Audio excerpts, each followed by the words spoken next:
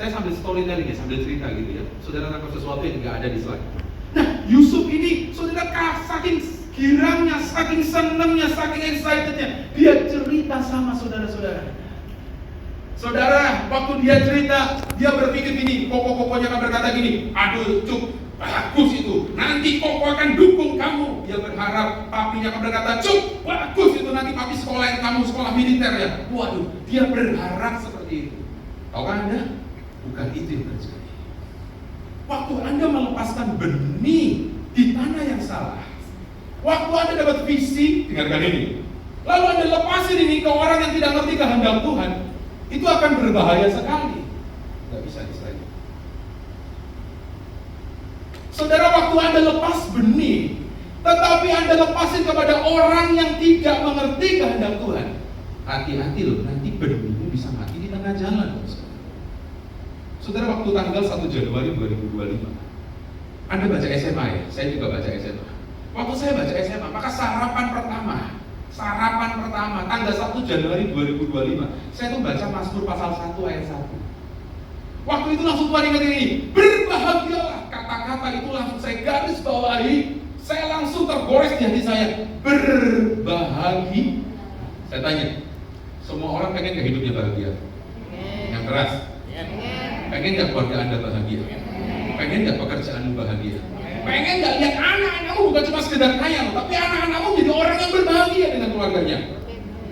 Anda melihat cucu-cucumu menjadi orang yang berbahagia. Lalu Tuhan tuh ingetin gini, waktu pagi itu, Mazmur 1 ayat 1. Jangan lakukan ini. Jangan kau berjalan menurut nasihat orang fasik. Saya catat di sini, hati-hati loh. Jangan lemparkan benih visi Anda ke tanah yang keras.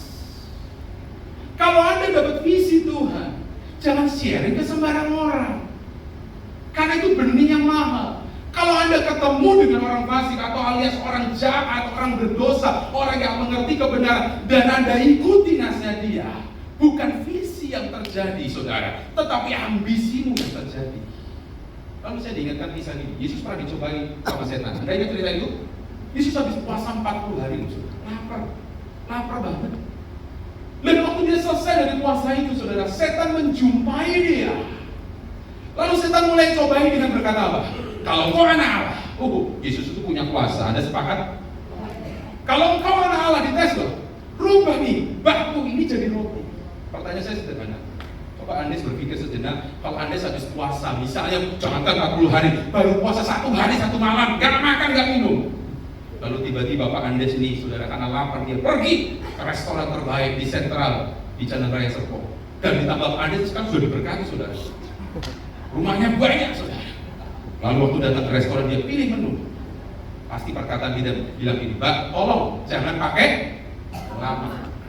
Dan tiba-tiba, misalnya ayamnya ada yang nggak ada stok, lalu dia mesti tunggu stok. Yang mestinya Pak Andes berkata, aku udah lapar ini, aku mau makan nih, aku punya duit loh. Datang makanan 1,5 jam berikutnya. Kira-kira menurut Anda Pak Andes akan lakukan apa?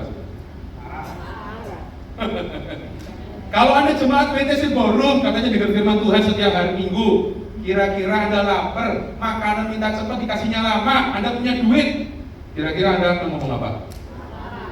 Gebrak meja. Mbak, kenapa lama bener? Ini restoran mau dibeli ya? Termasuk mbaknya juga tak beli. Hati-hati loh, saudara.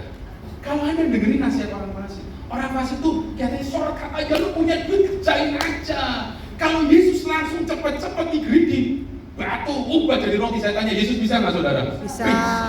Tapi Yesus berkata, aku nggak bisa kamu gituin. Untuk melakukan kehendak Allah nggak serta-merta batu langsung diubah jadi roti. Anda dapat visi di pekerjaanmu nggak serta-merta Anda pikir yang cuan itulah yang paling menghasilkan. Tapi Yesus berkata, orang hidup nggak dari roti saja, tapi dari setiap firman yang keluar dari mulut Allah. Makanya komunitas yang sehat, Anda dalam kersel yang sehat, penting akan menentukan benih itu akan terus bertumbuh dan menghasilkan buah, dan buahnya akan banyak dalam hidup Anda. Yang setuju tepuk tangan paling kuat sekali lagi. Tapi dalam Mazmur pasal 1 jangan lupa, bukan cuma dengerin nasihat orang fasik, Anda mesti hindari. Jangan biarkan benih Anda jatuh ke tanah yang berbatu-batu. Jangan Anda ada di dalam posisi orang berdosa. Cara pandangmu, posisimu, jangan ikutin apa kata setan saja. Setan itu paling benar ayat tuh, saudara. Kalau Anda tahu itu pencobaan yang kedua, Yesus disuruh naik ke hubungan baik Allah, suruh terjun ke bawah. Dan dia pakai ayat, kalau engkau terjun ke bawah ada malaikat yang, saya tanya, itu tertulis di ayat itu? Ada. Kalau Anda nanti baca Mazmur 91, ayat itu dikutip sama setan, makanya setan ayat apa? Itu hafal ayat. Kalau sampai Anda nggak hafal ayat, berarti Anda kalah sama. Terus setan itu hafal, tapi dipotong, nggak komplit, baru koma belum titik. Tapi Yesus nggak akan mancing loh. Kalau Yesus terjun, nggak disuruh Bapak. Ada hukum gravitasi, bukan malaikat yang menangkap, tapi ambulan yang nangkap. Saudara, hati-hati dengan benih yang Tuhan taruh dalam hidup. Jangan lepasin sembarang.